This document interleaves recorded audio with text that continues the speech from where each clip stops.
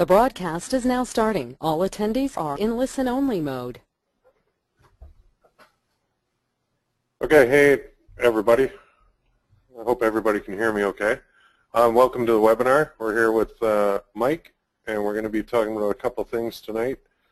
Starting with why media buying is the fastest and most predictable way to a huge profit. There's a lot of guys doing a lot of different types of traffic on the call, and I know there's a lot of PPC guys too, so you'll really enjoy this. So we're going to talk about what offers and markets work best for media buying, and then we're going to go through 4 of the most common causes of failure and how you can avoid them, of course. And then we're going to look at how to use competitive intelligence, so spying tools, and well, I guess the proper term is competitive intelligence, but we all call them spy tools as well. And we're going to try and basically gain an unfair advantage. So the information that we're going to get it's very good. I've talked to Mike in the past, and I know that he definitely knows his stuff and is a media buying expert. So you want to tune in and take notes and ask some questions at the end. So with that, I'll turn it over to Mike. Mike, are you there? Yeah, I'm here. Thanks for the intro, Will. And let me do a quick sound check here. Can everybody hear me okay? If you can just type in the question box and let me know that you can hear us both, that would be great. All right, great. Looks like we've got some yeses. All right, so excellent. I'm going to go ahead and get started. Let me close this out. All right. So, yeah, and I just want to kind of cover these points here real quick. I highly recommend you close out Facebook, Skype, whatever else is distracting you, and take notes, write down questions, and participate in the webinar.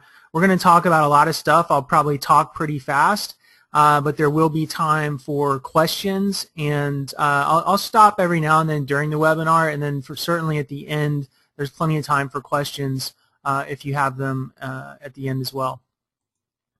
All right, and so what we're going to cover, Will just went over this, so I'm not really going to go over too much detail. We're going to be talking about media buying here and competitive intelligence, so let's go ahead and get into it. And just a little bit about me, if you don't know who I am, I have been consistently successful with media buying since 2008, and I started when I was deeply in debt. Some of you may have heard that story before, but I was over $100,000 in debt. Started with kind of very little money, and have been able to kind of over time consistently do very well with it. And so anyway, that's kind of my story, starting from basically nothing and doing quite well with media buying over the last 5 years now. And so over that time, I've done over $8 million in affiliate commissions, and this is, actually, this is something I'm doing right now. So I want to emphasize that I do this stuff every day. I sell info products, I do lead generation, CPA marketing, and consumer markets. So I'm still doing affiliate marketing, media buying right now, selling my own products. And then the last thing here is that I'm the founder of Adbeat, which is a competitive intelligence platform that tracks online advertising and tracks what people are doing with their media buying, and allows you to really see what competitors are doing, what ads they're using, and how they're having success with their advertising campaigns. We're going to talk about Adbeat a little bit later, but first let's get into this the training content.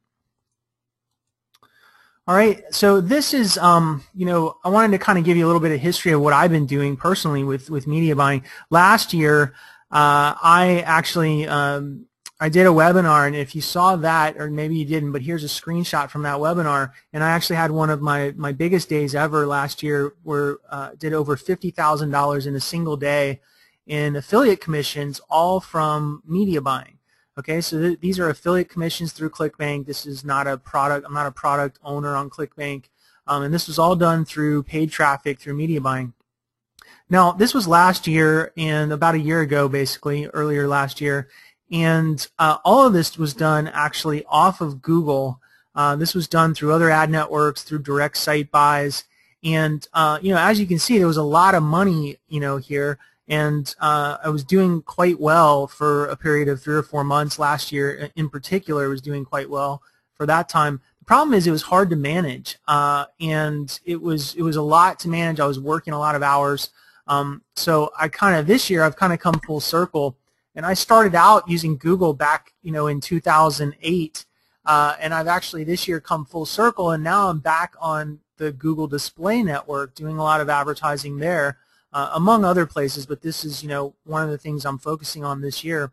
And I wanted to show you a little bit of something that was more recent here. This shot now is a couple weeks old, but you get the idea here. Basically, this is a 7-day period where this campaign has done over 3,000 email opt-ins per day for 7 days in a row, and this campaign is actually consistently doing that sort of volume. So just to kind of show you what's going on with what I'm doing this year, some of what I'm doing this year.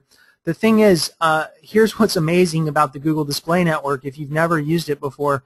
And today this is true more than ever. I mean, this was true a few years back, but now it's just even more amazing. I spent hardly any time on this campaign in the last 4 months. All right, I'd estimate about 8 hours time have I spent on this in the last 4 months. And it's just super easy to manage these bigger ad spends on Google, whereas with some other traffic sources it's a lot harder. There's a lot more involved. So that's just kind of a little bit of intro here of what I've been up to recently that I thought you might find interesting. And all right, so and the other thing is I want you to know that I teach this stuff, and I've been teaching this stuff for several years now. I first started out teaching media buying and how to use competitive intelligence back in 2010, and this was an email that one of my students back then sent me, and she had basically, after going through the training that I have and using what was a very early version of Adbeat at the time, didn't look anything like it does now, but it still worked basically. And she was able to become one of the top ClickBank affiliates that year after basically training with me for a while and putting to use some of the stuff that she learned. So this is back in 2010, which was when I first started training people. And then in 2011, here's something that somebody wrote me basically out of an email. John, one of my students from back in 2011, and he had done basically he had started media buying after going through some training that I have and using Adbeat, and he's saying in this email his best month was 17,000 profit. This is actually much higher now, and last time I talked to him he told me he'd done over 40,000 a month profit. Same campaign. This is a long-term campaign that's been running since 2011. So and this is an affiliate campaign, by the way. So this is he's not a product owner or anything. This is somebody out there doing affiliate marketing with media buying that's in a niche that is a evergreen niche that is just going on and on and on, and he'll probably run this for many years to come. All right, so let's take a little bit of a step back here and just kind of go over what do I mean when I say media buying. A lot of you probably have heard that term before, and you may think it's like placing these banner ads on a website. This is an example of a banner ad, a 300 by 250 that's on this news site, right? So that's one type of media buying, but there's definitely other types of advertising that I would call media buying. Basically, these are Google AdSense ads, right, or Google Display Network ads that appear on web pages. So this is another type of media buying. These are Ad Sonar, what's now called AOL sponsored listings ads. This is another type, these little text with images next to them, right?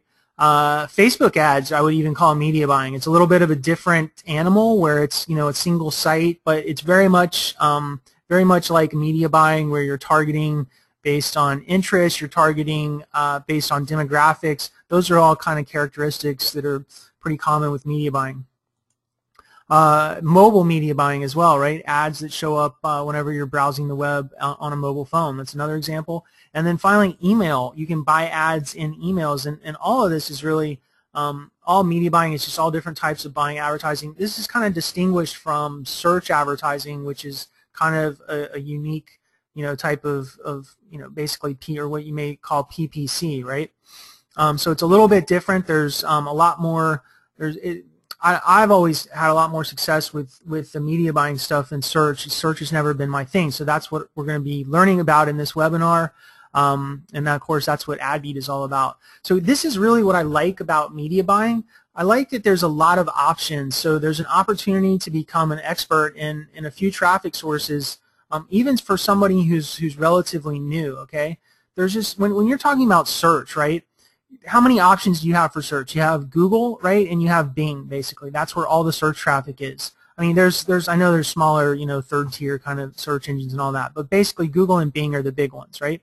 So, everybody is on Google and a lot of people are on Bing. So when you go and you try to do search advertising on Google, you're basically coming up against everybody. I mean, they're just everybody who's an expert, right, is already on Google search. So you're competing with a bunch of brands and all this stuff.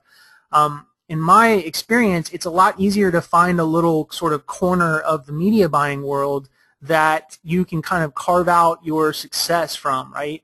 Where you're not trying to go up against, a bunch of advertisers all on the search page. So that's what I really like about media buying. That's one of the things I really like about it.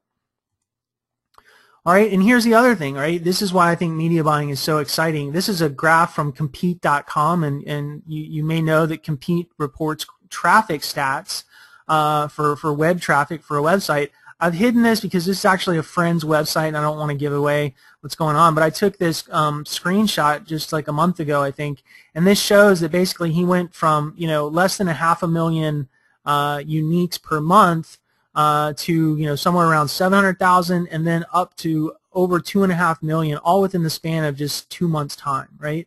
The only way you'll ever see anything like this is through media buying. I've never seen traffic stats that change this quickly except through media buying, and that's one of the things that makes it really exciting because you can scale very quickly once you find something that works, and it works really well. Oftentimes you can go from zero to nothing very, very fast. Right? Here's one example, and then here's another example. This is actually this is an offer that it's not a ClickBank offer, but it's very similar to a lot of ClickBank offers. It's in this like green energy market. And you can see here that, again, this is a relatively short amount of time, right? We're talking about a year's time here, less than a year. This goes from basically zero traffic up to 5 million plus uniques in a month, all right? That is just tremendous traffic growth, and the only way you see this is all done mostly all done through media buying, basically. So that's what makes it so exciting, in my opinion. All right, now let's talk a little bit about what offers actually work with media buying. So in general, the things that work the best are the bigger markets, okay? And these are kind of broad markets here where we can call these money and career, health and beauty, people and relationships, and then finally special interests doesn't really fit that well with these other categories, but this can also work very well if it is targeted enough. And in particular on the Google Display Network. You can have a lot of success on the Google Display Network that has the great targeting with these types of special interest type campaigns. But so, people and relationships, what's here, right? Dating sites, dating info products, all of that kind of stuff I would call sort of, around people and relationships. I would even place, some of you may know there's a big offer right now in the criminal records. The criminal record space has always been pretty big, but Instant Checkmate right now is a hugely successful offer, and I would kind of place that in this sort of category of people and relationships. Health and beauty, this is anything from diet to back pain to blood pressure to skin cream, right? Anything having to do with health and beauty can be huge. And then money and career also does very, very well. Insurance, credit, stock trading, investing, all of these are huge markets for media buying, right? All right, and when I say, when I'm talking about these markets, I mean really anything, whether it's a CPA offer, a lead gen offer, or physical or info products. Basically, all of those types of promotional, methods or structures or whatever work with these markets here on media buying. All right, let me see if there's a few questions. I may stop here and try to answer a couple. So let's see, what do we have? Alan saying, what do you promote on the Google network? Google doesn't like affiliates. Yeah, Alan, that's a little bit tricky. It's just there's some offers that Google will allow you to promote and others that they won't. There's some affiliate offers right now that you can promote on Google, and there's a lot that you can't. So you just have to. There's not an easy way to figure that out, to be honest with you. I use Adbeat to figure that out. It's actually quite easy to figure out when you have access to Adbeat. I'm going to explain that a little bit later, but there's no really easy way to figure that out otherwise. All right, let's see here. Do I create landing pages to promote offers or build entire sites? I'm never going to try to promote an offer with just a landing page. So that doesn't work for Google. You can get away with that on some other networks and if you're just buying directly from websites. But that's not really the style of campaign that I'm going to run. If I'm going to run something, I'm going to tend to want to build out a more full site and try to build something that's kind of like it's long term. So there's plenty of guys that run huge media buying campaigns. I'm talking hundreds of thousands of dollars per month, and all they run is essentially a landing page, right, that links out to an affiliate offer. So there's plenty of that going on. It's not really what I tend to focus on personally, though. I like getting into email because you have a lot of advantages with email. You can market to them over and over again over time. So let's see. Richard's saying we all know media buying is for branding. What about ROI? Richard, I mean that certainly is one of the uses for media buying, but there's tons of performance marketers doing media buying. I mean, it's what I do every single day. And I know tons of guys that spend millions of dollars a month doing performance marketing on media buying. So that's kind of getting into what we're going to talk about a little bit here is how do you get performance out of a media buy. So let me continue on with the slides, and if there's more questions later, then I'll come back to that. All right. So here's components of the media buying business model, essentially. Right. This is kind of, and these are just some examples here. There's more examples than this, but I'm just going to go through a couple examples. And this is everything that's happening before the click. All right. So what that means is that here's an example, right? So you're going to buy traffic from an ad network. You're going to place ads to an ad network, and you're going to direct link to an affiliate offer. Okay. So this is kind of how that would look, and these are the things that are going to be a factor in your campaign. So what ad network are you running on? What is your targeting on that ad network? What are the placements? What are the websites that ad network is reaching? And then what are your ads, right? So all of this stuff has to be determined before you get a click, right? And then that click is going to go straight to the offer in this example because we're just talking about direct linking here, right? And then here's another one. So small site to direct link. This means a small site that probably isn't going to have a lot of targeting options. These could be forums or blogs, things. Think of what I'm talking about here is things that you may place an ad. It may cost you $50 to $200 or $300 a month, kind of in that range to place an ad on one of these sites.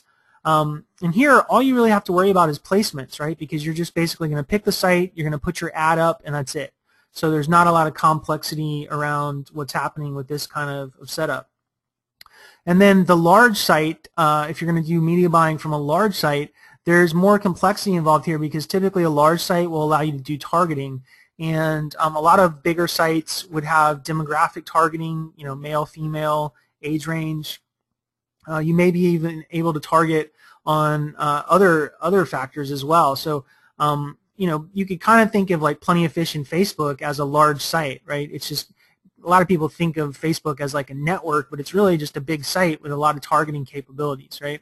So that's the kind of thing we're talking about with a site like this. Or think of a site that has login information like I don't know, maybe like even I don't know, like weather or WeatherBug, right? Those are big sites, and you can do all sorts of targeting on those sites, just buying directly from those sites. So anyway, these are kind of three of the examples of different ways that you can set up a media buying funnel or a business model around media buying.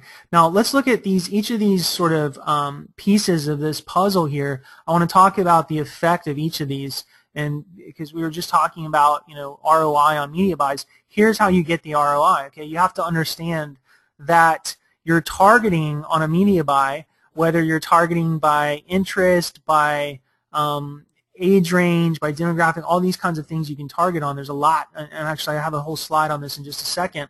But your targeting can easily swing your campaign by a factor of 5 either way. I mean that you can, with the right targeting, you can convert 5 times better than with the wrong targeting. Okay, that's not uncommon at all.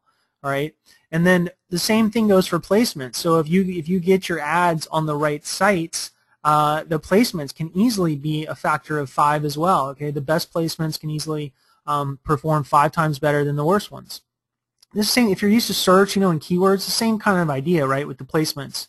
Some keywords convert much better than others, right? So, and the last one here is ads. An ad, a banner ad or a text ad, if it's a Google display ad or whatever, you can easily get a difference of 3 times, a factor of 3 in your ads, right?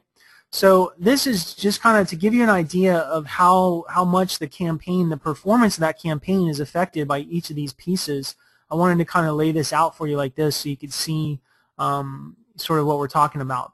All right, now let's look at just the targeting factors. Okay, now this is just kind of one of those pieces before the click that I wanted to kind of get into in more detail. When we talk about targeting, we've got geo-targeting, demographic targeting, day of week targeting, device type, time of day, and then psychographic targeting as well. This would be things like keywords on Google Display or interest-based targeting on different RTB platforms like SiteScout, for instance.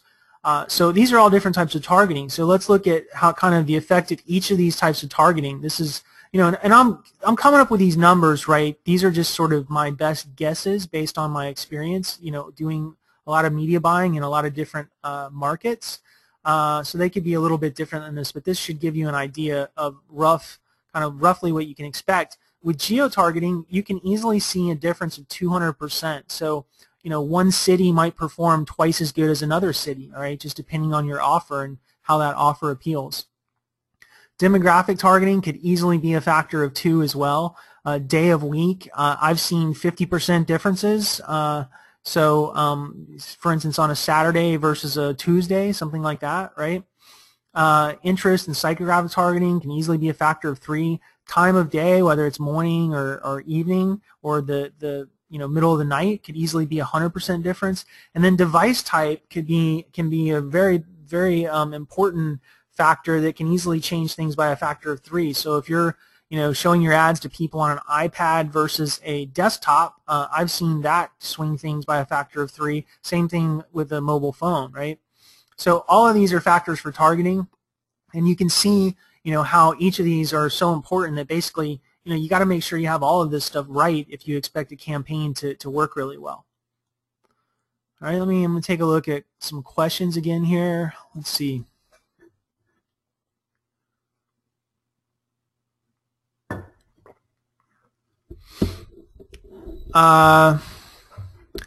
So Richard's asking about what's the average CPM I spend? What's the average CPM that I pay? So CPM is basically the cost per 1,000 impressions, and so that's kind of a common way to buy media. And I buy media that would range anywhere from 10-cent CPM all the way up to a $4.50 CPM. So I've bought media successfully all along that range. So there's no kind of general guidance on the CPM range. Some sites have very low CPMs and you get poor performance from those sites, which is why the CPM is so low. And then other sites you have to pay a lot more for the impression, but it performs really, really well. So it just depends. Let's see here.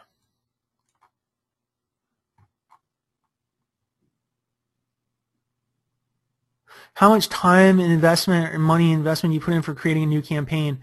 It just depends on the campaign, but you're generally going to need to spend, a few $100 to start testing something pretty well, and it can go up from there. I'll talk about this a little bit later, and you'll see how I limit my downside risk basically using competitive intelligence. That's kind of what we're going to get into later.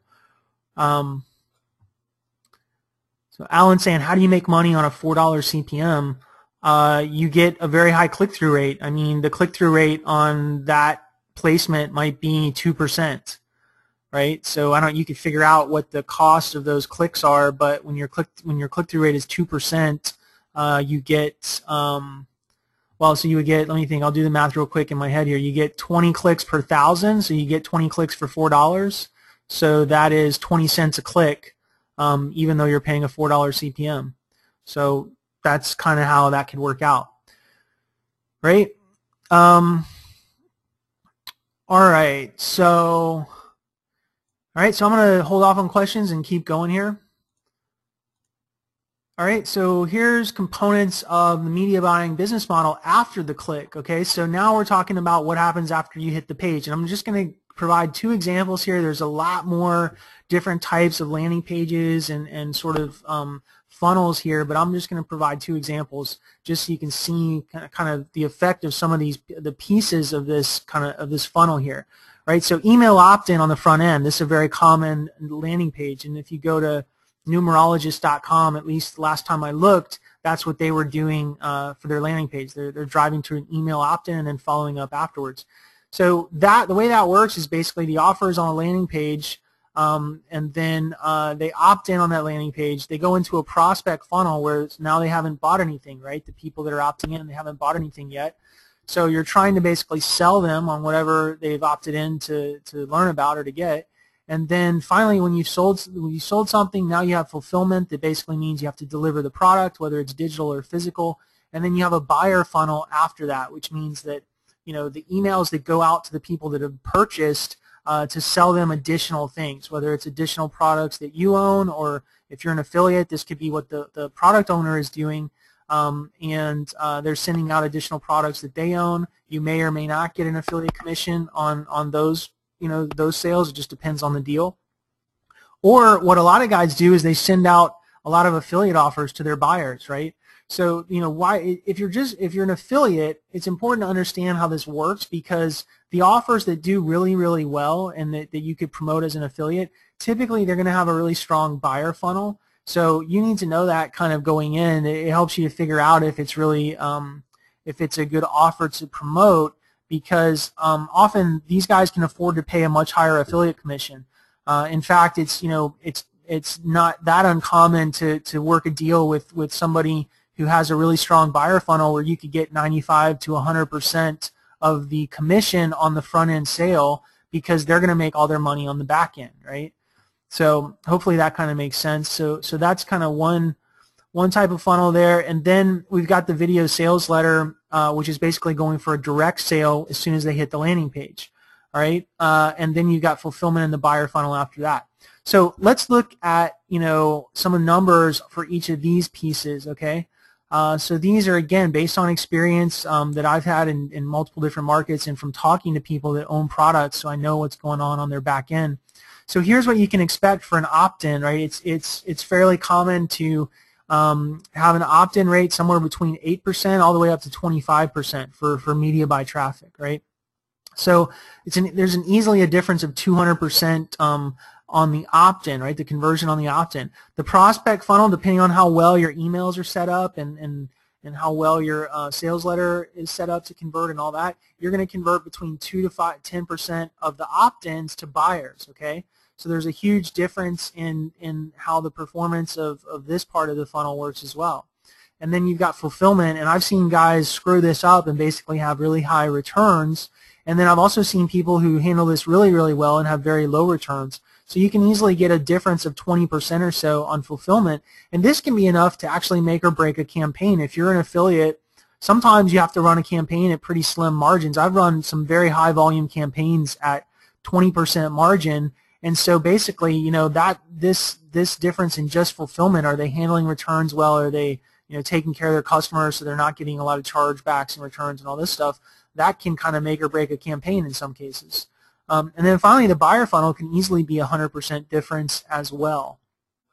All right, and then down here with this kind of video sales letter model, a video sales letter, even even a halfway decent video sales letter might convert at 0.3% on this is just broad media buy traffic, and then a really, really good one might convert at 1.2%. So there's a big range here of how well one of these sales letters can convert, and of course it depends on a lot of things like the price of the product and all that. So anyway, that's kind of some numbers on this part of the funnel, and hopefully you're starting to kind of understand how all this comes together, and how if you really want to be successful with media buying, you need to kind of understand each of these pieces individually and make sure that you're optimizing every single one of these pieces properly, right? All right, so let's see. So let me open up the questions again here, and I just want to, kind of at this point ask you guys, does this make sense to you? That this is basically what I'm saying, is that for a proven market, if you know that this market is working, someone's advertising consistently, if you understand and optimize every point in the funnel, those points that we just went over, you're going to make money. Does this make sense to everybody? You just type in the question box and let me know. I mean, would you agree with this statement? If you actually understand what's going on at every point there and you optimize the campaign according to each of those points, and you're in a proven market, then you're basically guaranteed to make money. Does that make sense? Mike, I think if I can jump in just for a second, the thing I've seen over the years is affiliates especially, they don't want to do any of what you just showed. Like, they want to do a media buy and they want to do direct linking right to the page. So I think that's where a lot of them fail. And I'm sure you've seen that a lot too, that they just don't want to put in the sales funnel from the media buy. Yeah. So you see a lot of people struggle and say, oh, it doesn't work. And it's the same with pay-per-click and any other traffic source. They'd rather direct link and take the path of least resistance, and it usually never works. So I've done both successfully. So it's possible to direct link and have big success. In fact, those ClickBank screenshots that I was showing you showing everyone earlier, were actually direct link campaigns. But I'll tell you, it's not like the reason why this webinar is more about the funnel and different ways to set up a funnel and all that is because I'm not really interested in direct linking anymore, because it's not the best way to do things. So even though it's possible to make money doing that, I really don't recommend it, So yeah, and I agree. Most people just don't want to spend the time, to figure this stuff out. And it does take a little bit of time, and you have to be willing to put in the work to make it work. But it absolutely does work, and there's plenty of guys that are making a killing with media buying and affiliate marketing, right now. So let's see. So Richard's saying, how do we find our proven market? Yeah, so Richard, we're gonna get into that in a little bit. I'm gonna show you, how I go about doing that.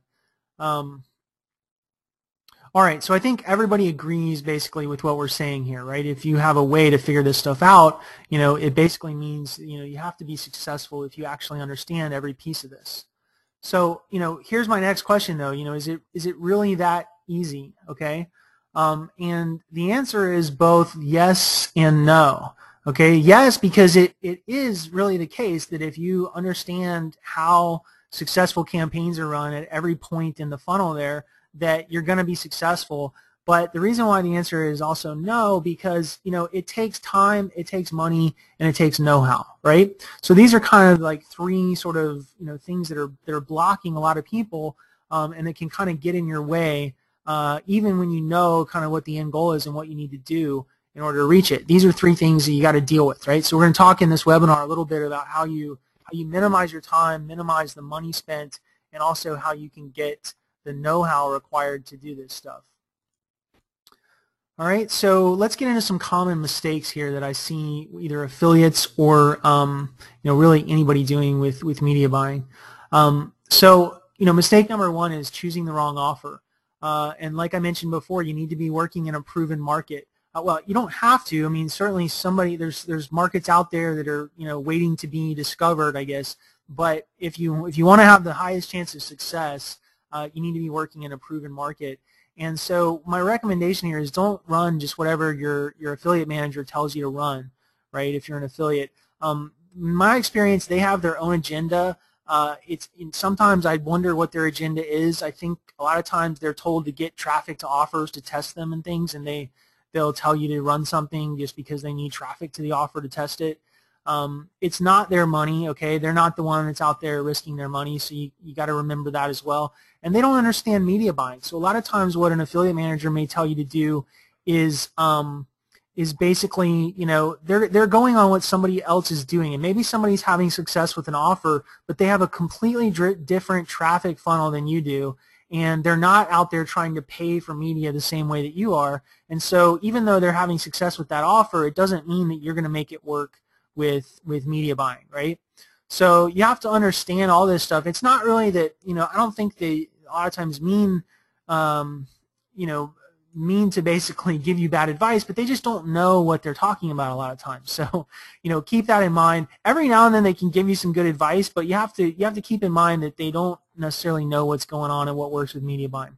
So what I would recommend is, if you're getting recommendations from somewhere, you have ideas about an offer that might be good, here's really what you want to do. You want to check the traffic to that website. So check Quantcast, check Alexa, and compete for traffic, all right? And what you're looking for here is that there's already significant traffic going to that site. That's really the surest indication that this offer is a good offer. If somebody's recommending an offer to you that has hardly any traffic to the site, the chances that that's a good offer are really, really slim, okay? Because a good offer attracts traffic, right? Affiliates find it, they start piling on and promoting it. The product owner can buy traffic if it's converting really well. So that's kind of the number one indicator. An offer or a similar offer already running on media buying channels, that's another huge indicator that this is a good market to be in, okay? Many times, only one offer in the whole market will work. And the reason why I included this here is because I want you to understand how significant this is about picking the right offer, right? So, just picking the right market isn't even necessarily enough sometimes. Sometimes it's only one offer that really is converting well enough and has the proper back end and everything set up to pay out high enough to really make it work, okay?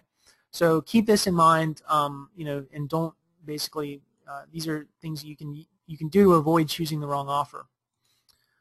All right, so mistake number 2, running all traffic in a short period of time, like one afternoon.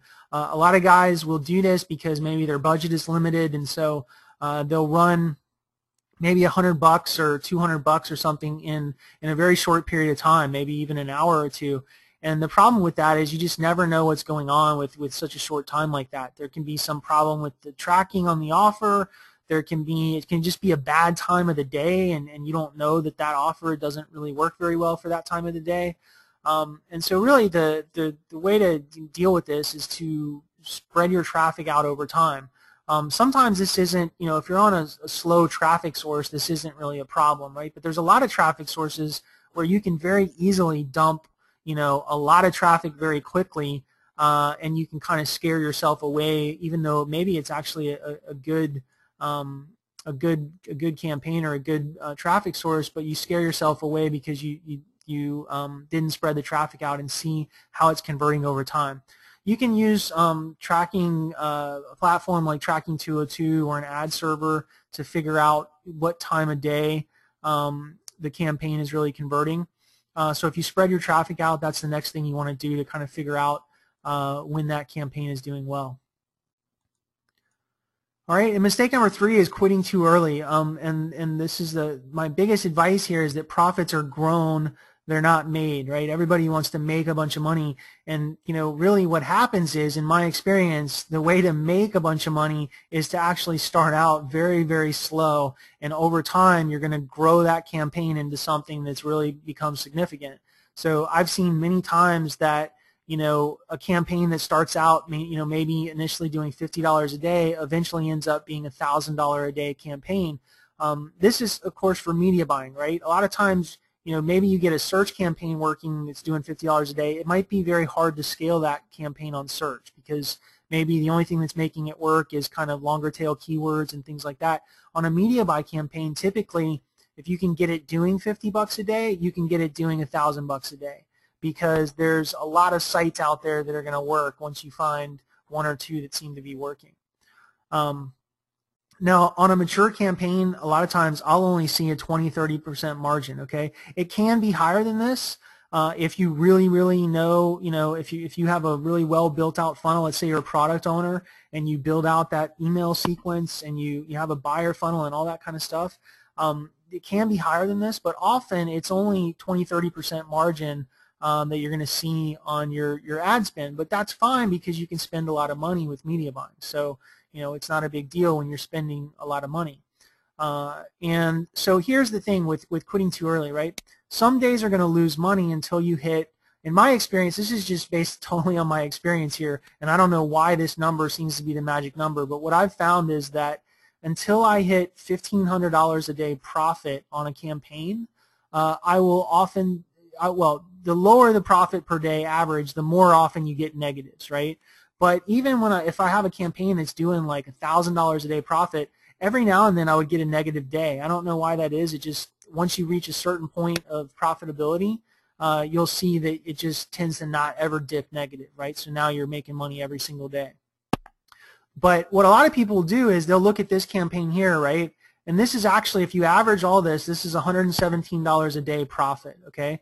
Which, you know, is not a terrible campaign. That's maybe $3,500 a month profit, which is pretty good, right? So, you know, but the thing is, if you start on this campaign, you know, somewhere in here, right, you get a couple bad days, you can easily get scared out of this campaign and out of this market, and just, you're basically quitting too early at that point. So you got to realize there's fluctuations that happen like this, and you got to kind of be ready to sort of ride that out a little bit. So that's mistake number 3. All right, and the last mistake here is not using competitive intelligence. And we've had some questions already about, well, how do I do this or how do I do that? And really, the answers to those questions come down to competitive intelligence. So the idea here is that you learn from successful advertisers. You want to break down their entire funnel. You want to see what they're doing with the ad networks they're on, the placements they're on, the ads that they're using, the landing pages, their checkout process, their email follow-up. You want to look at all of this stuff before you even get started in a market, okay? I would recommend you spend a lot of time, you know, figuring this stuff out before you even spend any money. And, you know, we're going to talk a little bit about some of this other stuff, but just real quick, I want to tell you, you know, just for email follow-up, it's super easy. And it's free. All you got to do is set up a specific Google account that you use for tracking marketers, basically. That's what I would recommend. You could do this in your main account, but I would set up a separate one. And you just set up these little, I think they're called tags, or I forget what they're called now in Gmail, but you basically can partition out emails from any one sender and have them automatically show up in these little folders over here. And then if you want to go back in, you know, and look at what Truth About Ads has been doing over the last 2 years of their email promotion, you just open up the folder and you can just look at all the emails, right? So, you know, I do this for all sorts of markets that I'm not even in currently, just because I'm just kind of curious at what they're doing, and who knows, maybe one day I want to go back and take a look at what they've been doing with their email, right? So this is something super easy to get started with, you know, and it doesn't cost any money at all. All right, so let's see if there's any questions on some of that stuff. Hey Mike. Yep. They're labels. Labels. That's what they're called. Yeah, they're awesome. Yep. All right. Let's see. So Richard's saying, do I recommend Rockstar Power Suite? Yeah. I mean, it's a decent piece of software, so you can use that to create banner ads. It definitely does create some pretty cool banner ads. Let's see, PPV Lab. I don't really have experience with PPV Lab. I use an ad server.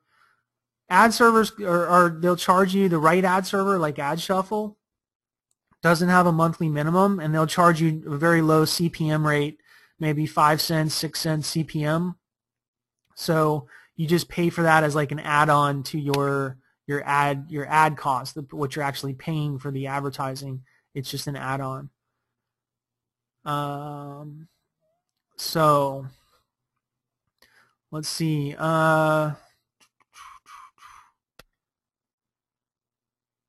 Richard's saying, how much besides Adbeat cost? How much money do I need to make $100 a day? Richard, I mean, you don't need much to make $100 a day. You have to just find something that's a winner.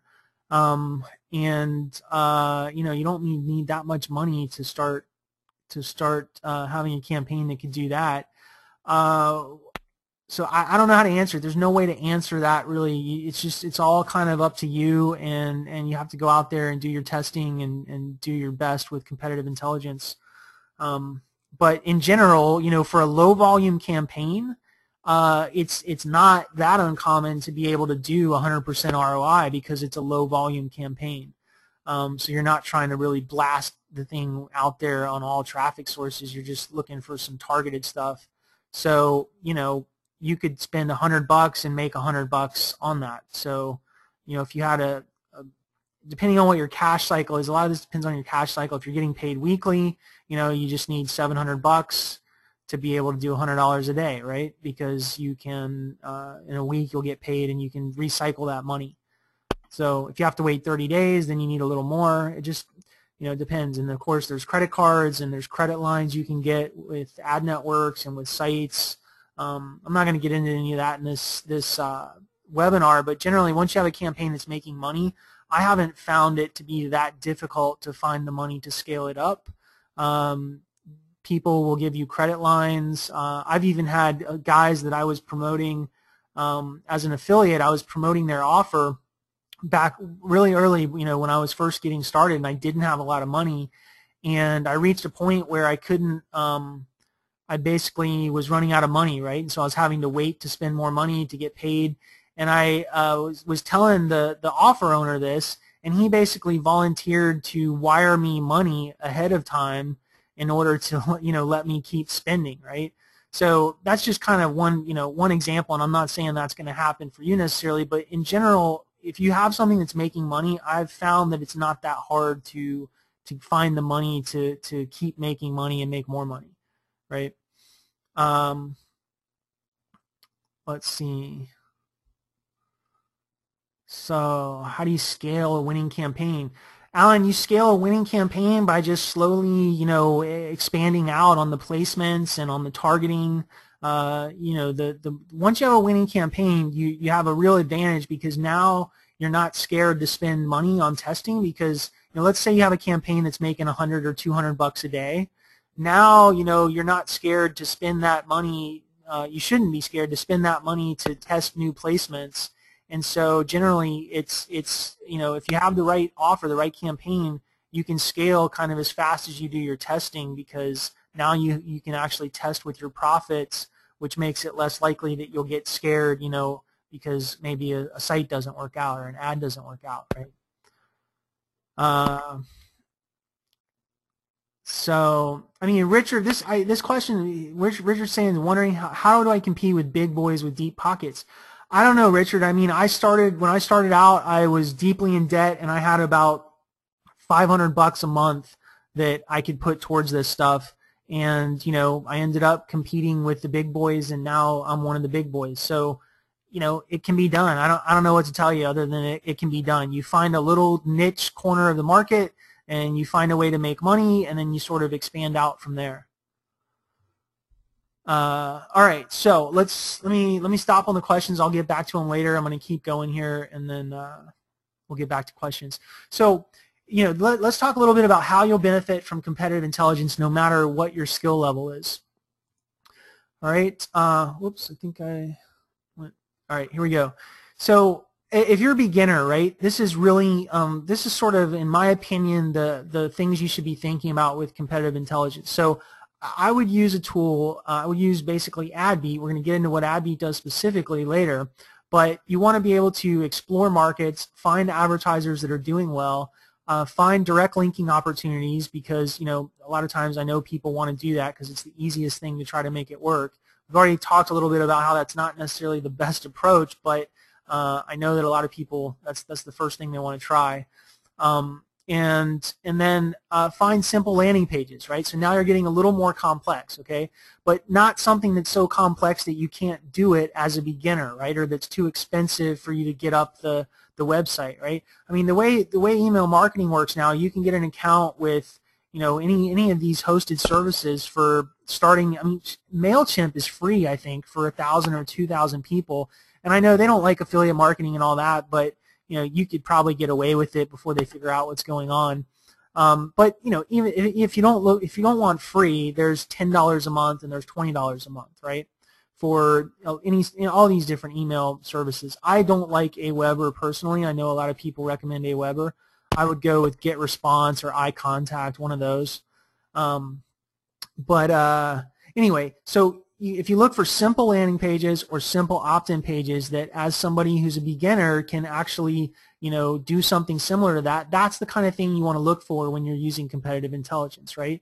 Because finding somebody that has this huge complex site and complex sales funnel to try to model may not be the best idea when you're just starting out, right? But what you can do is you can eliminate bad ideas before wasting your money. So this gets into that, picking the right markets or picking the right offers. That's one of the things that competitive intelligence is so great for. A lot of times you can have an idea that something is going to be a great thing to promote, and you can look and you can see that really nobody's actually doing that with media buying, and that's already a bad sign, right? So you want to stay away from that kind of stuff and stick to stuff that is actually working. The biggest payoff as a beginner, I think, comes from an accelerated learning curve. So you can actually, in the motivation to drive your efforts, and then a far greater chance of early success. Now, back to the accelerated learning curve, okay?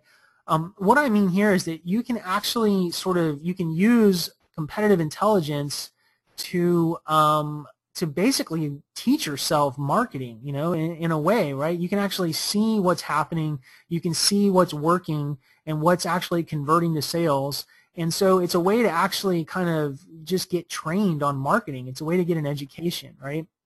So that, I think, for a beginner is one of the most important things. And then the motivation to drive your efforts. And what I mean by this is that you can actually see everybody who's having success. And when you can actually see with your own eyes, that people have been running on this site for a year, or they've been running this ad for 6 months or whatever, it's hard to ignore that, right? So even if you're not currently having success, that can keep you motivated because you know that people are out there doing it and they're having success. That can be a big factor when you're just starting out. It can just keep you motivated until you actually find that first success, right? And then the last thing here is that you just have a far greater chance of early success because you're going to be able to find the right combinations of things. And you're going to be able to sort of optimize all those things we talked about earlier before you even get started spending money, and so you're going to have a much greater chance of actually making it work. Now, for an intermediate marketer, let me take a sip of water here. Okay, so for an intermediate marketer, here the real benefit is now, and when I say intermediate marketer, what I mean is that somebody has got something that's kind of working. Maybe it's like breaking even and it's not really losing money, but it's not doing great, or maybe it's making a small profit, right? So you're out there, you got something going, but it's not quite working like you'd like it to. So the real benefit here is to actually focus on that campaign that you've already got, right? And improve on that campaign, tweak your ad copy by learning what's working in your market or in other markets. You don't actually have to look at just your market to find great ad copy. I've done this many times. I've found some cool little snippets of ad copy in another market and applied it to what I'm doing, and it's worked great. Tweaks to placements, which placements are going to be the best, and then tweaks to landing pages. These are the things that competitive intelligence can help you with if you have an existing campaign, and this can be enough to often totally change the profitability of that campaign. Okay. The other thing is, maybe you have something going in the U.S. and you want to see what's going on internationally and expand internationally. That's another thing. If you've already got something working, that might be the next thing you look at. And the big payoff here comes from improved cash flow on existing campaigns, right? So taking a campaign that's breaking even or just doing $50 a day profit and turning that into something that's doing $300 a day profit, right? So now all of a sudden you have some real money to be playing around with and creating new campaigns, testing new stuff, all that, right? So that's where the biggest benefit comes from for an intermediate marketer. And then the last one here is, as an advanced marketer, I want to kind of share with you a little bit about how I personally like to use competitive intelligence. This is really what I get the most benefit from. So that's looking for kind of cross-market ideas where you're not looking at direct competitors. Okay, you're just looking at what's working for media buying, whether it's in your market or not, and taking ideas from another market, taking a sales funnel idea, a landing page idea, and then sort of adapting that for the market that you're in and creating something totally new that nobody's ever done before in your market, but that's already working in another market. That's a great way to get a huge benefit out of competitive intelligence if you're sort of sort of sophisticated enough or experienced enough to kind of recognize those opportunities. This is actually something that everybody should be doing. So whether you're just starting out or whatever, I'd advise you to try to do this also. But I put it on this slide because I think that someone who has more experience finds it a little easier to pick out how you might do something like this. And then the next one here is identifying trending markets. So, if you're kind of experienced, you probably have some resources, you have, maybe a small team, or you have, money to work with. And so really identifying new trending markets that are going to be, are going to be successful and are kind of up and coming, you can reallocate resources to attack those new markets as someone who's more experienced, right? So the biggest payoff here comes from developing completely new businesses or strategies based on seeing what's working out there in the market, kind of going in a whole new direction from what you're doing now. All right, so that's kind of the way I would look at competitive intelligence, whether you're kind of beginner, intermediate, or advanced. Now, we're going to get into a little bit, I'll probably stop for some questions here also, but the next section here I'm going to talk about Adbeat and exactly how you can do this competitive intelligence research and what exactly Adbeat does and why it's so valuable. Let me check questions here and see what's going on. All right, let's see.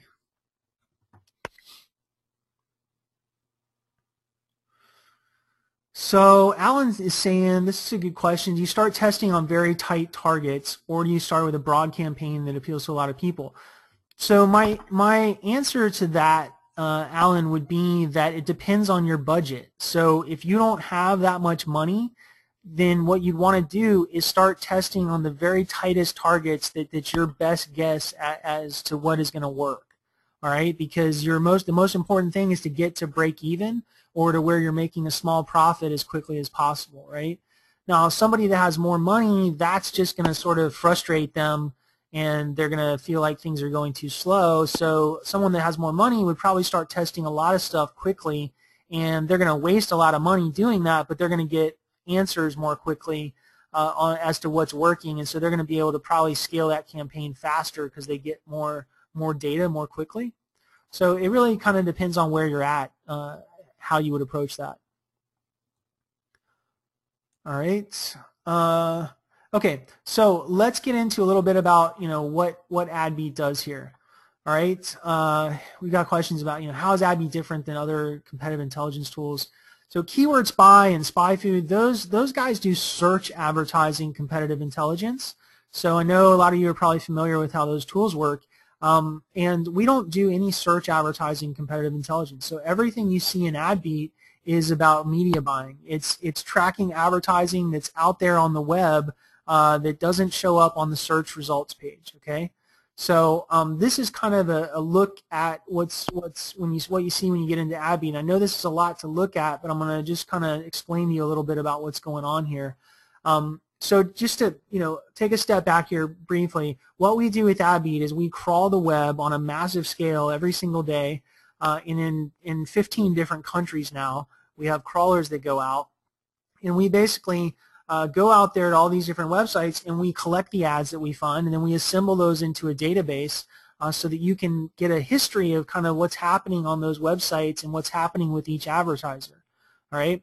So you're going to see how that data comes together in the Adbeat interface as we go through this this demo here. I'm just going to kind of show you some of what you can do, and you'll understand how we take that data that's collected and turn it into stuff that you can actually use.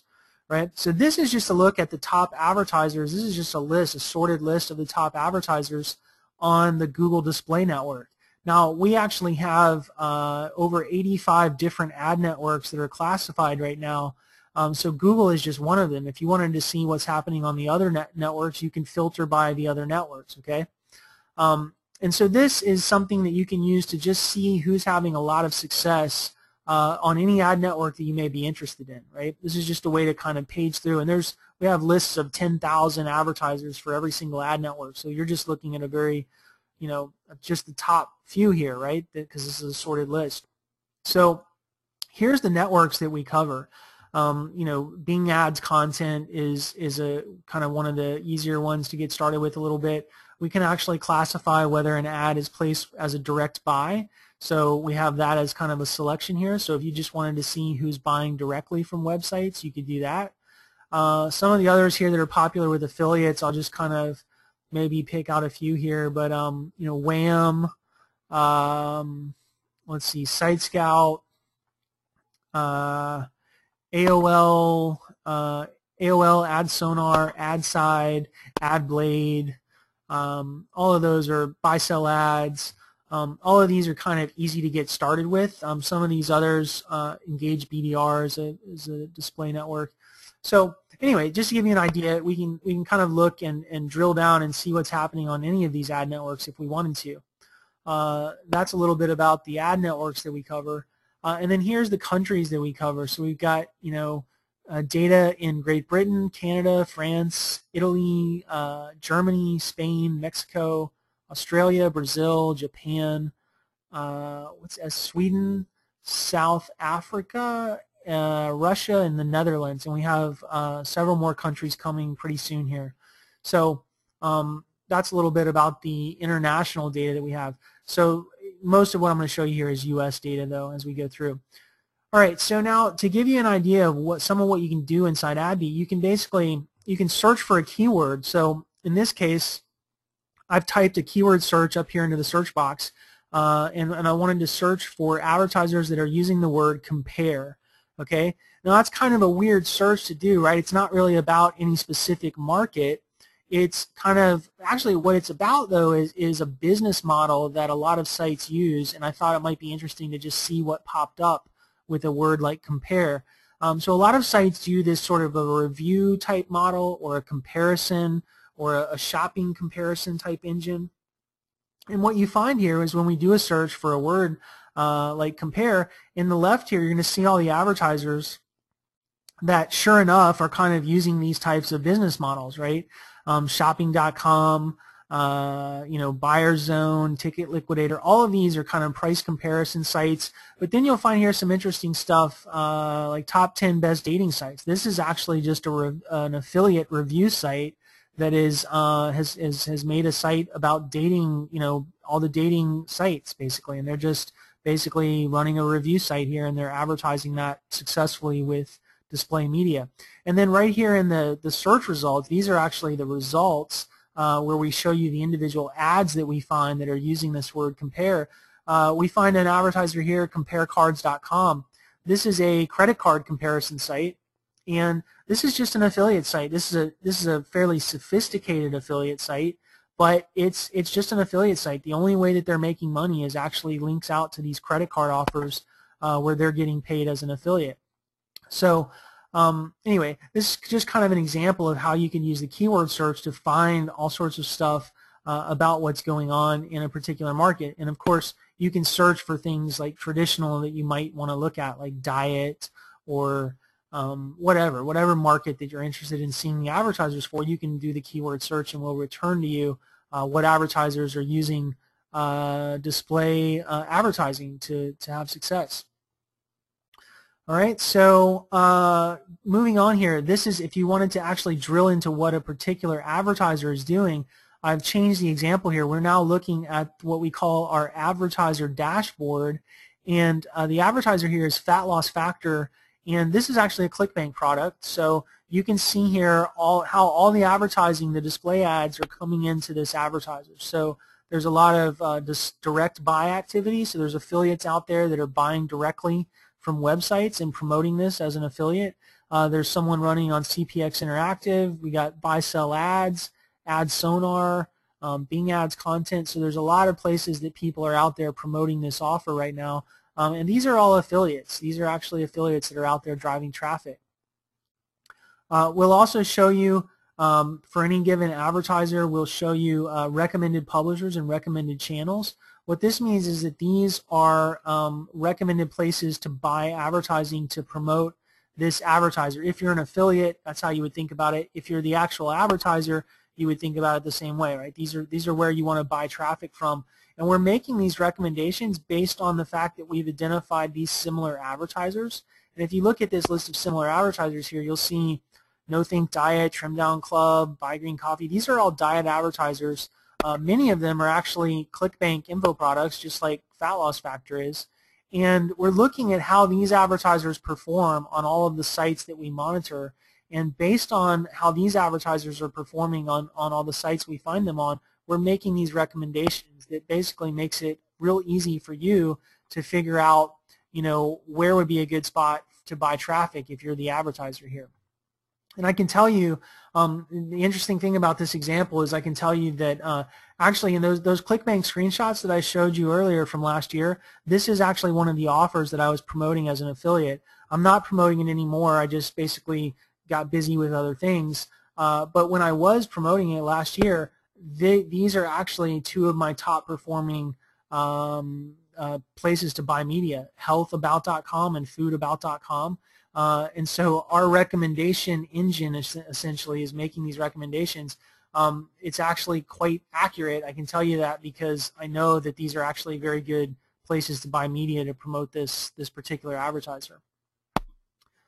So I don't know if there's any, let me see, are there any questions on kind of how that stuff works? I'm going to keep moving on if not.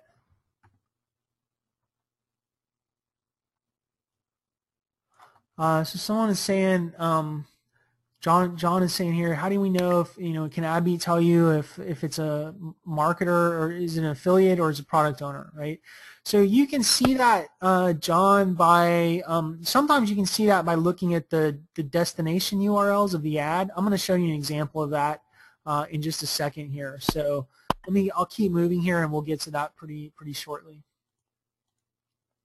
All right, so you can also see on the advertiser dashboard kind of a timeline view of how much traffic they've been getting or if they've been ramping up in the marketplace. Are they using text or image ads? What size banner ads are they using? All of this kind of stuff you can get from this advertiser dashboard. All right, now the publisher dashboard is kind of a similar idea where we're going to give you an overview of what's happening for a particular publisher, but this is now, if you wanted to kind of dig in to see what's happening on about.com, for instance, maybe you're thinking about buying advertising on a website and you want to dig in and see what advertisers are on that site. This is how you would do that in Adbeat. So you would just basically come to the publisher dashboard, and what we're showing you here for about.com is that these are all the top advertisers on this site. Okay, these are the ad networks that they're using to advertise. So they're doing mostly Google. About.com fills most of their inventory through Google, but there's also advertisers that are buying directly, right? We're going to show you similar publishers. So if you know that this is a good site, for instance, we're also going to show you similar publishers that would be good to check out. So if you'll notice, like what we're showing here is sites like How Stuff Works, eHow, Answers. These are all very general kind of Q&A sites it's kind of the idea of how about.com works. In a second, I'm going to show you here that you can actually take a look at the channels on about.com, which is kind of drilling in more detail to what's on this site. And so now we've kind of drilled into the channels here and we're looking at the health channel on about.com. And now what you'll notice is that the similar publisher list here has changed, right? So now we're identifying that if you want to go place your ads on sites that are similar to the health channel, then you need to be looking at Everyday Health, Symptom Find, Wellness.com, right? So that's kind of how that bit of technology works. This can be really helpful when you're out there trying to find new places to buy traffic that are going to be successful. All right, so a little more about what you can do here in the features. Do you notice? So this is actually a look at the top ads of a particular advertiser. So I've switched the advertiser here. We're now looking at an advertiser called Manage Engine. This isn't an affiliate offer or anything at all related to the affiliate space, but it was a great example for this particular feature, so I wanted to show you. This is a B2B advertiser. They're advertising some kind of help desk software. Does anybody know, kind of see this pattern here with this trend line for this particular ad, this up and down pattern? Does anybody have any idea what that might be showing? Like, what are we able to see with that sort of a pattern, and what does that kind of indicate about what this advertiser is doing? Anybody have ideas? Type in the question box there if you do.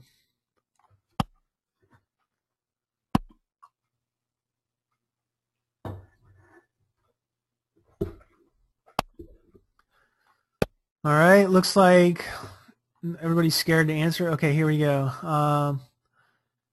So Cam saying spending their budget earlier in the day and then it runs out. Close. Day split, Monday through Friday, advertising half the month. Yeah, so what we're actually looking at here is a day of week, what I would call a day of week parting or day of week split. And so I'll show you, we can actually blow this up and you'll see in more detail what's going on here. So what we're showing here is that the Saturday and Sundays are these low points. So you're getting this sort of sawtooth pattern in this chart that's showing that they're basically doing bid scheduling on the weekends, which makes a lot of sense when you think about it, right? Because this is a business-oriented offer, so the people that they're trying to reach, that are in kind of the mind to be buying this sort of thing are probably going to be at work, right? So they're probably not going to get great results on the weekends, and so you can see what they've done is they've reduced their bids on the weekends to where we're picking them up much less on the weekends, and that's what produces this kind of pattern. So the interesting thing is that you can see this in different affiliate markets as well, but oftentimes you'll see the exact opposite pattern where you'll see that someone is actually jacking their bids up on the weekend rather than reducing their bids because they're getting better performance on the weekends. So this is one of those factors that I mentioned about targeting. This is just one tiny factor about targeting that can make a huge difference. And it may be actually that you can run a campaign successfully on maybe only the weekends. Maybe that campaign works well enough for you to run it on the weekends profitably, but it actually doesn't really work on the weekdays. So this is just an example of the kind of level of detail that you can get with Adbeat and why it's so important to be able to see this stuff, because all of this stuff matters, and the more you know about what's working in a market, the better your chance of success as you get started or as you're looking to scale out in that market. All right, so here, this is, I forget who asked earlier about how do you tell if it's an affiliate or not. This is another advertiser, Instant Checkmate here, where we're looking at the top ads for this advertiser. So for every advertiser, we're able to show you the top ads that are running. We're able to give you a history of that ad over time. It's very easy to tell which ads are working for them and kind of what they've been doing with their split testing. And in fact, you can actually see the destination URLs for an ad. And if you see here the two and three here from the top, destination URLs, you'll see a tracking 202 link where that basically shows you that this is an affiliate that is running through a tracking 202 server. So this is an affiliate who's direct linking to Instant Checkmate right now, and they're running it through their tracking server. So in some cases, I forget who asked that question, but in some cases it's very easy to tell if it's an affiliate. Other times it can be a little trickier, but generally, you'll see some indication like this that it's an affiliate. Whether, you may not see tracking 202, but you may see an affiliate ID, right? And so sometimes that can clue you in that this is an affiliate that's running. All right, and so here's another example. You could actually, if you wanted to find affiliates, you can actually search in the destination URL. This is Adbeat has extremely advanced search capabilities where you can not only search within the ad, you can search on the landing page if you wanted. You can actually search in the destination URL. So if we wanted to just see what affiliates are running with a T202, which is a common tracking platform, right, for affiliate marketing, if we wanted to see who's running with this in their destination URL, we can do this search, and in fact I've done that. That's these results here, and it's cut off, but there's hundreds of advertisers here that we're picking up, and all of these are basically affiliates that are promoting whether it's a landing page or a direct link or whatever, and you can see all of that pretty easily with this search here in Adbeat. All right, so a little more about what you can see here for an advertiser, like compare cards. Now what we're looking at is the top publishers for this advertiser. So we're actually showing you all the websites that they're advertising on. And you can expand that out and look at the channels for the websites that we have channel coverage on and see what channels they're specifically having success on. And when you look at this, what you want to look for is this kind of long-term chart that shows over time that this advertiser has been consistently advertising on the publisher. That's an indication that this is a good publisher for them and that they're having a positive ROI. All right, when you search in Adbeat, you can you'll get this autocomplete window. So we've started a search with the word gift, and you'll get all these advertisers that are using that, the publishers that you may want to look at, or the keywords. So it's very easy to kind of find what you're looking for with the autocomplete, and you search for everything all together with this one search box, which makes it really easy to kind of find what you're looking for. All right, a couple other features we've got is tagging, where you can basically bookmark and then tag those bookmarks. Makes it easy to sort by different markets if you're trying to keep track of what's going on in different markets, for instance. And there's other ways to sort bookmarks. I'm not going to get into that in too much detail. Reporting, you can run reports and save data from kind of, if you're doing research and you want to come back to it later, you can do that very easily with reporting. All right, so this is kind of the way I like to think about what Adbeat does. Basically, it provides a way for you to save money and save time. And the way that it does that is it makes it possible for you to basically answer questions that are going to save you money and save you time. So some of the questions, in fact, we've seen some of these questions actually on this webinar already. Here's a few of them that I think I've already kind of talked about a little bit. What passes Google's policy requirements? So how do you know whether a market is a good market to be trying on Google, right? How do you make sure, can't ever make sure, but how do you minimize your chances of getting banned by accidentally promoting something that Google's not cool with? Well, the only way that I know how to do that is actually by using Adbeat, okay? Adbeat will show you what Google has been allowing to run and what's running consistently on Google, and from that you can basically kind of come to the conclusion that that's probably not a bad market to be in, right? You'll find that if you search for many affiliate markets on Google, you won't find any advertisers, and that's a bad sign, right? It means that Google's decided that they don't like that particular market for whatever reason, and it's probably not going to be a good idea for you to try that market as an affiliate on Google. So that's one. This is one of my favorite ways to use Adbeat personally, because I really like Google. What are the hottest markets, right? So this gets to picking an offer. What are the hottest offers and hottest markets? You can find that very easily by just browsing the data that's in Adbeat, browsing that top advertiser list, seeing what's running on any particular ad network at any given time. It's super easy to see. What are the most successful advertisers on each network? So, once you're drilling into a network, you can see what are the advertisers that are having success. What parts of the funnel? So we talked about we talked about kind of how each of those pieces of the funnel matter for your ROI and matter for whether the campaign is going to be profitable. So you can say, what parts of the funnel can I lock down before spending any money? And as we saw, like with the example with the day of week parting, that's a great example. That was just one factor. There's all these other factors. There's the ads, there's the placements, there's the network. All of that stuff you can see in Adbeat. There are some things you can't see in Adbeat, but for the most part, you can see a lot of the important stuff that you want to know in terms of figuring out how to make a campaign work before you even spend any money at all.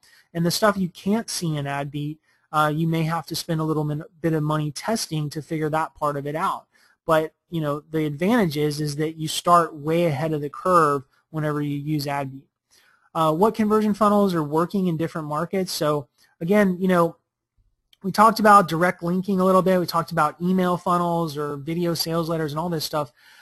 There's generally kind of one way that works the best for a given market, and so it's important to kind of look at how other advertisers are approaching a market and see what is the type of the funnel that they're running, because that's going to be your best bet if you want to break into that market.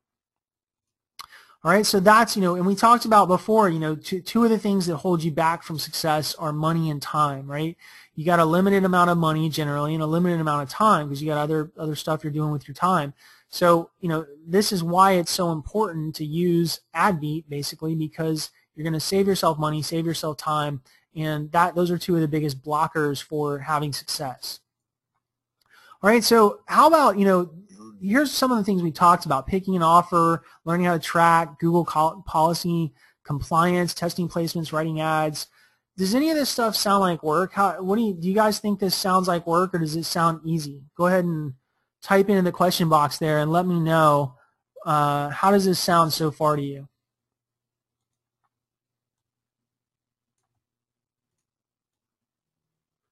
Let's see, we have one person so far saying it sounds like work. Could be fun. John's saying it's work. John's saying hard work until you find an offer that works. Yeah. So basically, this is work, okay? Like I would never, try to tell you that it's not work. I think it's pretty clear. We're talking about work here, okay? It's actually work. This is what Will got to earlier, and I know, I've been a member in one of Will's training forums before, and I know that one of, Will's biggest things is talking about how you got to put in the work to have success. And it absolutely is work, but here's the thing about it, right? There's a huge payoff when you get it right, and then it becomes a lot of fun, okay?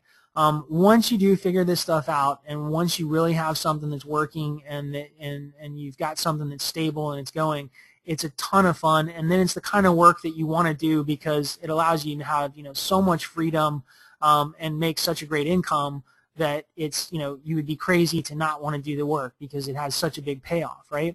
So that's the great thing about it. Of course it's work and it takes time and you have to put in the effort, but the payoff can be huge, right? So, here's a couple more experiences from some of the people that I've taught in the past who've actually put in that work and got the results out of it. This is somebody that from last year, Dugan basically went through Module 1 of the training course that I offer, and he's already a successful affiliate, and he said he learned enough in the first 30 minutes to significantly alter his business model, right? And here's somebody here. This guy actually sent me a private message in the forum that I have. It's a private forum, and he sent me this message, and I can't tell you who he is or anything because the whole message is about how he doesn't want people knowing that he's having success because he doesn't want to have to answer questions and stuff. But basically what he said to me was this. He started a site back in December 2011 based on a couple sites he found in Adbeat, and to date, he sent me this 9 months later, okay? So 9 months after he found this site in Adbeat, and he basically, put in some work to get something going that was similar, evidently. He'd done $1 million in revenue at 36% margin, okay?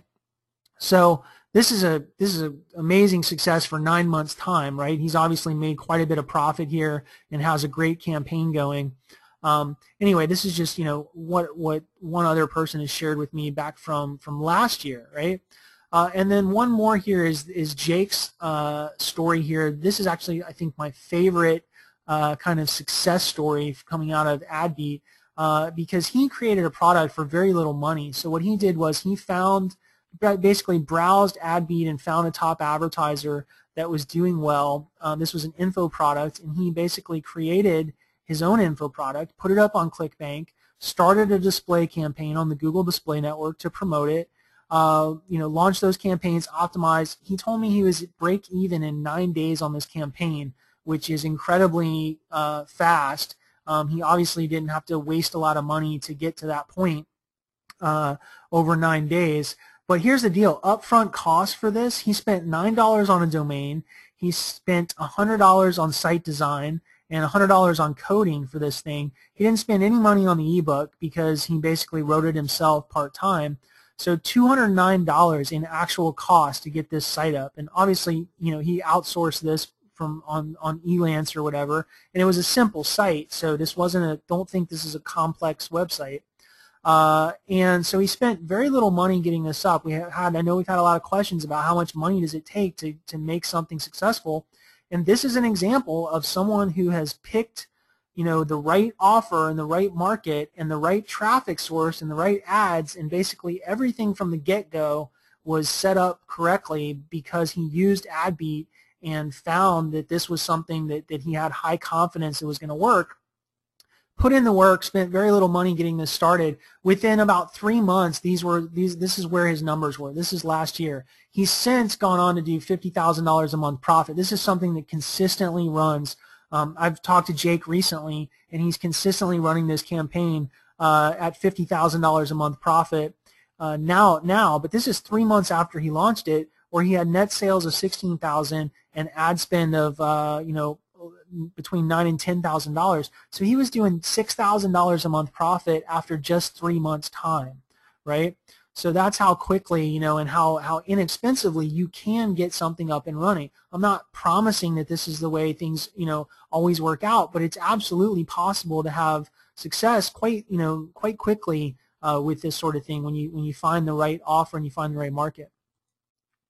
All right, so basically, what I'm saying for anybody who's on this call or who's going to listen to the recording later, anybody could decide to do this in 2013. All it takes is for you to decide to want to kind of go after this sort of a business and put in the work required and basically put Adbeat to use and go out there and figure out, kind of your own success, right? I can tell you, I've given you stories from 2010, 2011, 2012.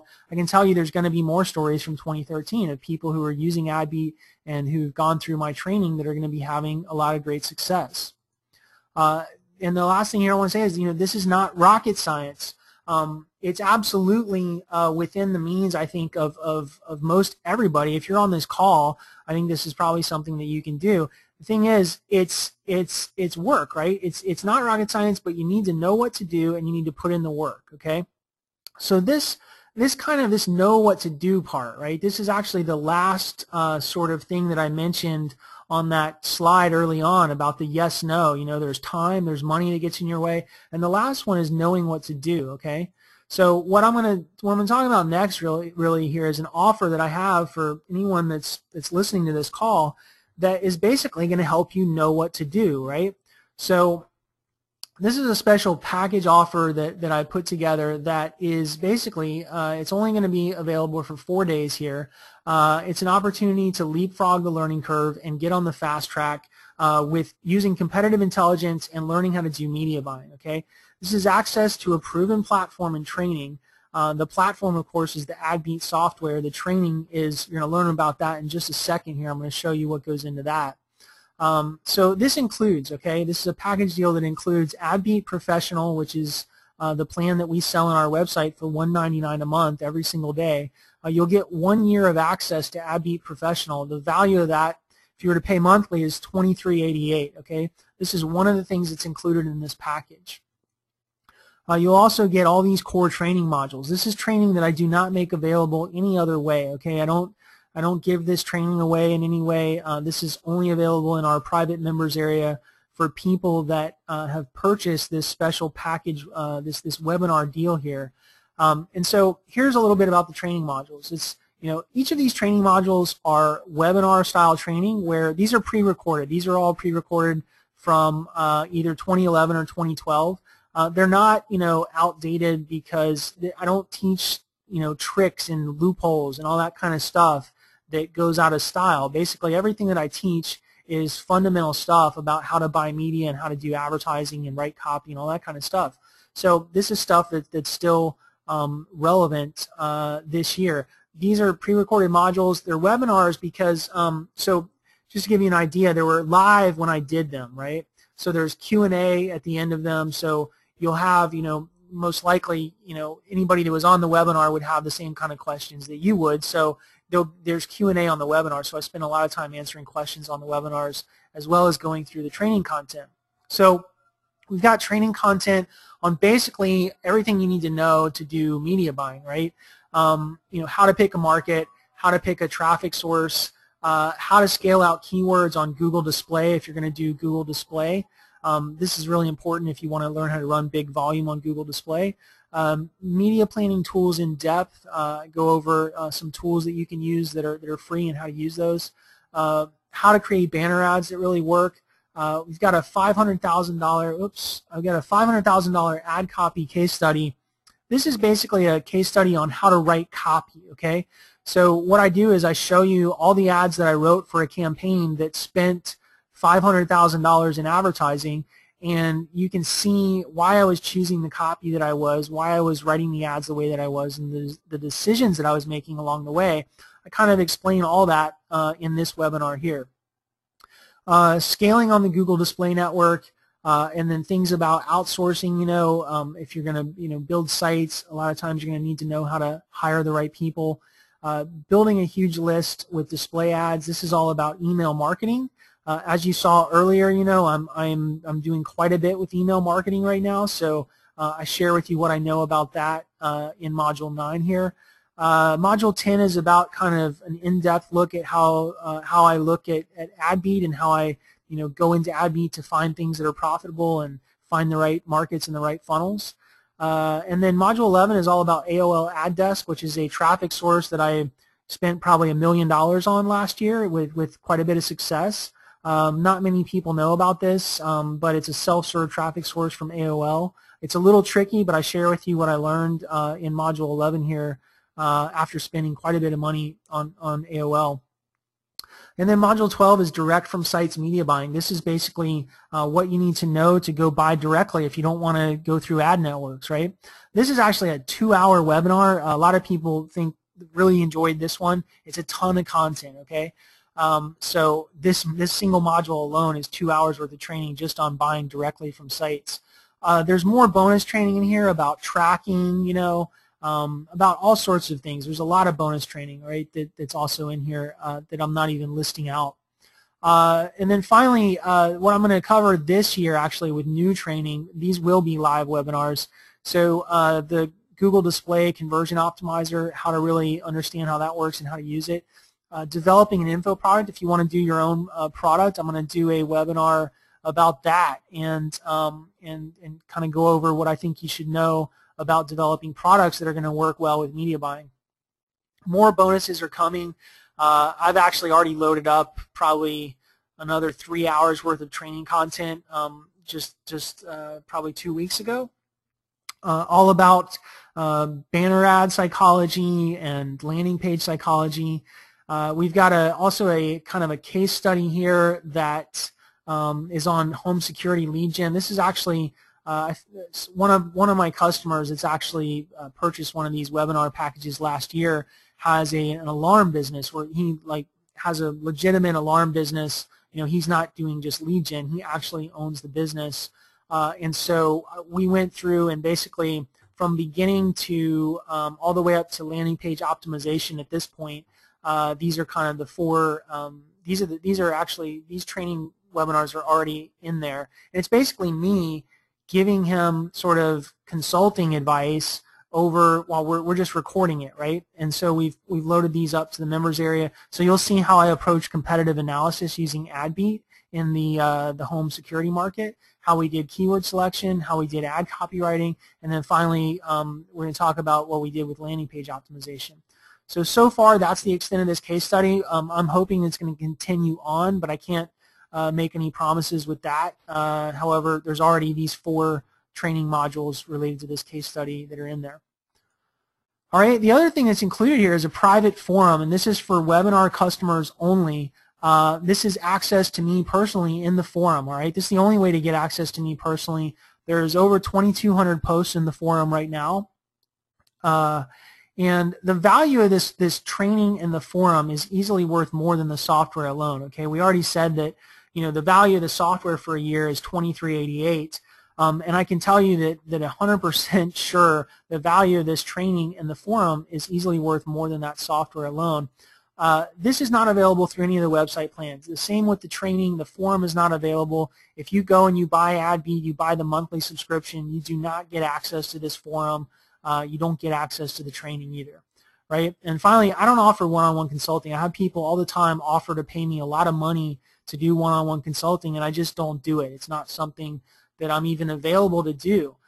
So this is really the only way to actually get access to me. If you have questions about, how do you do this or whatever on your campaign, I'll answer those questions directly in the forum. All right, so just to kind of wrap this up here, this is what basically you get when you invest in this package. You'll learn from the best, and what I mean by that is the market leaders. With Adbeat, you can see everybody who's having success doing media buying. All right, so it's the freedom to learn from the very best people without having, without being coached by them directly. You don't need to be coached by them because you can see what they're doing, right? And you know what's working for them, so you don't need them to tell you because you can see it in Adbeat, right? That's kind of how that works. So you'll save yourself hundreds of hours of work, just, saving yourself going down dead ends, promoting offers that are never going to work, promoting, funnels and landing page styles that are never going to work. right? And my goal is to provide you at least 10 times the value of your investment with this. As I've shared with you some of the results from some of the past students and people who've used Adbeat and been through this training, it should be pretty easy for you to see how you can easily get way more than 10 times the value of your investment out of this. I mean, really, if you apply this stuff over time, you could actually get 10 times the value of your investment per month out of this thing, right? So this is not for you. The last thing here is, who is this not for? It's not for you if you expect a magic pill or you expect to profit in 30 days, okay? Don't ask me if you're going to be able to make your money back in 30 days. My answer is no, you're not going to be able to make your money back in 30 days.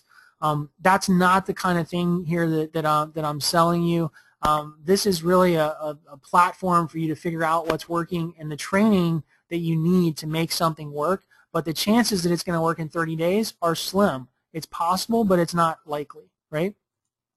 Okay, so the last thing here is that there's a 30-day unconditional, no questions asked, money-back guarantee. If for any reason you're not happy, just send an email to support@adbeat.com. So there's really no risk to you to make this purchase.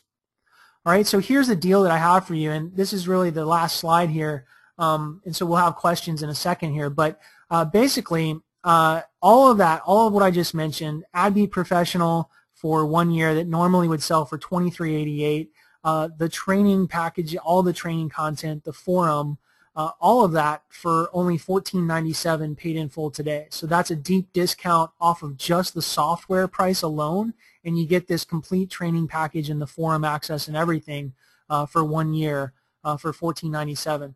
If you want to make 3 payments, it's $547 today, and then 2 more payments of $547 after that, next month and the month after that. All right, so here's the URL you can go to order right now. It's adbeat.com/webinar/PPC Coach Special. And with that, I am going to open this up for questions here and see if there's additional questions.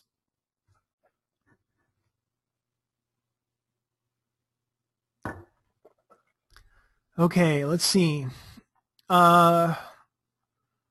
So John is saying, what's the cost of Adbeat after this 12 months? So John, what I will guarantee for anyone that makes this purchase is that you can renew for 1 year at the rate that this special is. So I'll actually let you renew for a year at the $14.97. So still a deep discount off the software price, and you'll actually get access to any new training modules and things that I load up to the members area in that next year as well.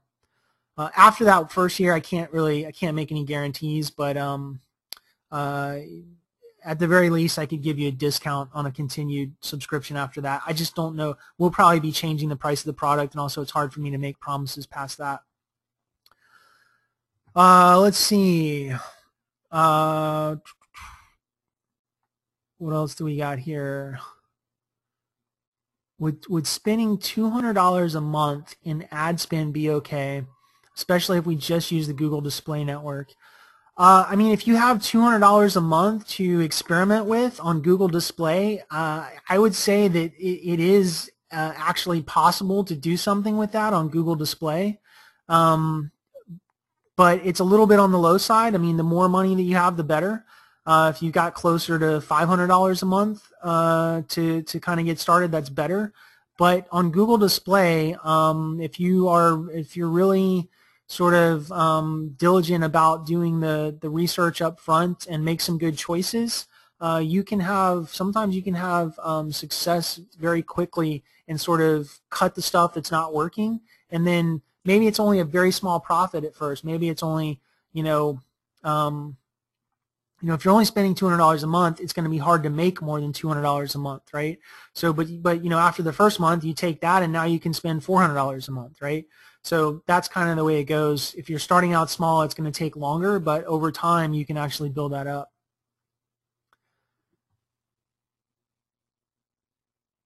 All right, so John's saying, do you train us how to set up a funnel, including tracking 202 and autoresponders and email follow-up?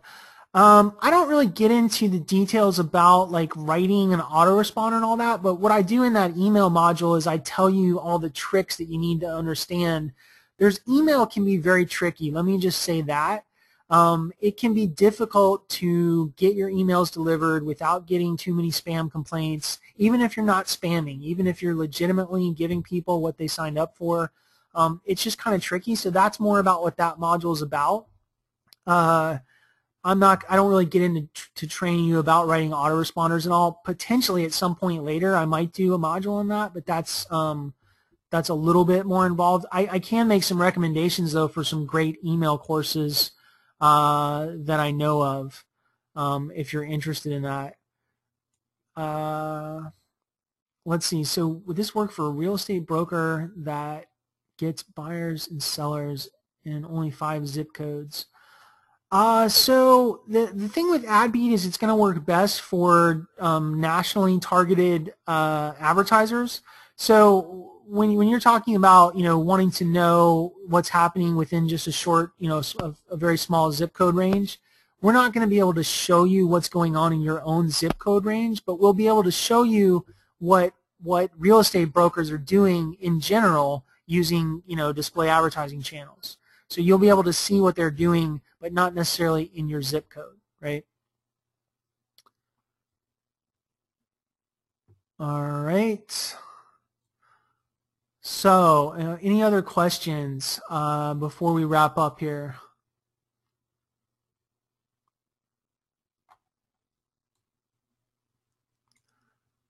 All right, I'm not really seeing any questions. Will, I don't know if you're still on. Yeah, I'm still here. Anything? All right. I don't know. Did you have anything before we wrap up? Well, no, I appreciate that. You gave a ton of awesome free information, so that was really good. And the tool too, I can tell you, like I've seen it in a lot of different phases. And when it first came out, I thought it was, honestly, I told you that I thought it was pretty basic in the beginning, and now it's just like it's amazing what you've done with it. Like it's so powerful. I love it. I think it's a great tool. You can literally like plug in anything and find out where they're advertising and what they're showing, and use that to build out a very profitable campaign. So there's so many different ways to use it that it's amazing. You've done an awesome job. Thanks, I appreciate that. Yeah, I mean, the earliest version of Adbeat, when we launched, I mean, it was a little rough around the edges. It was still, you could still use it, but it was definitely a lot. It's much more polished now, basically. Yeah. So it's a lot easier to use for somebody that's just coming in. That it's much easier to use, I can tell you that. So yeah, we continue to make big changes. That's I should probably mention that. Like, we're continually upgrading Adbeat. Like we're making changes frequently that improve the product. So when you buy this package today, you're not stuck with a product that is stagnant for the next year. You're gonna see a lot of amazing stuff coming over the next year. Good stuff. Cool. So the only other thing is if you have any questions for me, any additional questions, you can send them to support@adbeat.com, and I'll try to answer if you have questions about this package or whatever. And the last thing is just the link again. Go to adbeat.com/webinar/PPC Coach Special, and you can purchase there. So Awesome. I think that's it. We can wrap up. Thanks, Will. Thanks so much for inviting me to share everything that I have with your subscribers. Yeah, no, thank you. That was a great webinar. Appreciate it. All right.